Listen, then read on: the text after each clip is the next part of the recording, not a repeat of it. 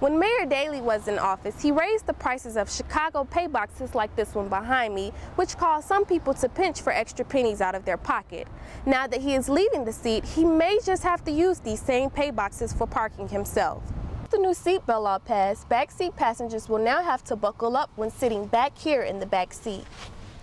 Some bus shelters like this one behind me will now display LED signs that will show estimated bus time arrivals here in Chicago. The street defense class offered here at Columbia College teaches students how to protect themselves if ever needed.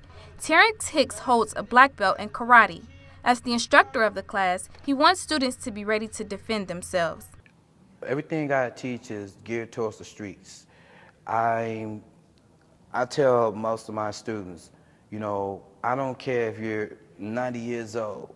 You know, when my time on this earth is gone, I want you to remember everything. If it's one or two techniques, if the only thing that you can remember is one or two techniques that you learned from me, and it saves your life, I've done my job.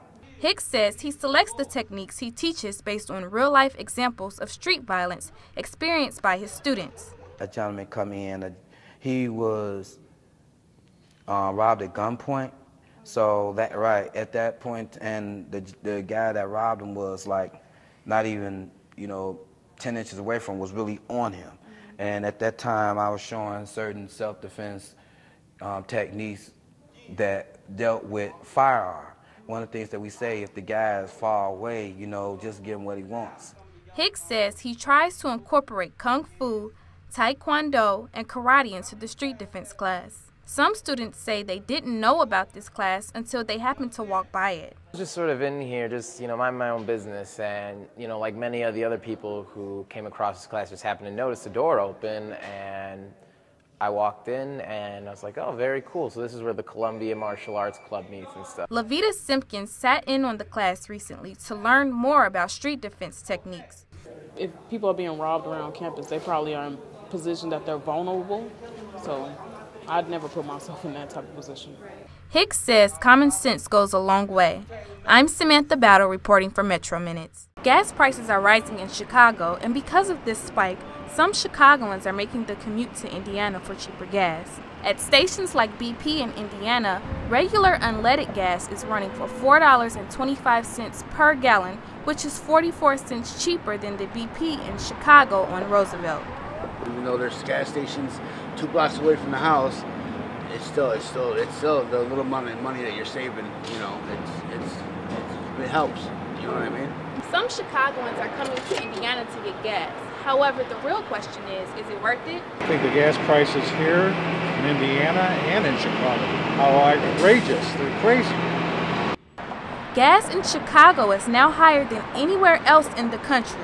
Experts say protests in Libya, refinery capacity, and the cost of crude oil are big factors. I don't know where all the money's going, to tell you the truth.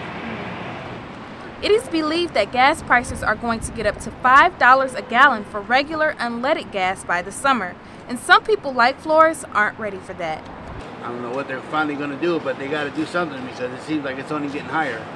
The summer's not even really here, hit yet, the warm weather and everything, so I don't know what people are going to do. At the BP station on Roosevelt, premium gas is already $4.99 a gallon. There are some drivers whose vehicles require using premium gas in their car, which puts them in a rut. I'm Samantha Battle reporting for Metro Minutes. Wisconsin's recently signed anti-union law has sparked protests across the country, including right here in Illinois.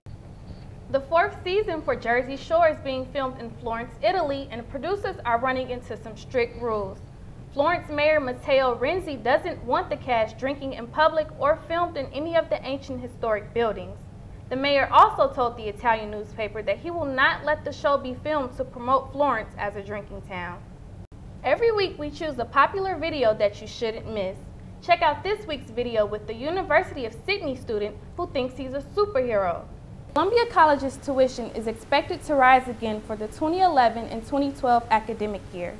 President Warwick Carter issued a letter stating that undergraduate tuition will rise nearly 5% or $1,000 per semester. A new analysis suggests that calcium supplements may raise the risk of heart attack in women. The study followed a group of postmenopausal women for 7 years. Don't throw out your vitamins yet. Researchers say more data is needed before specific recommendations can be made. And I'm Samantha Battle. Thanks for watching Metro Minutes.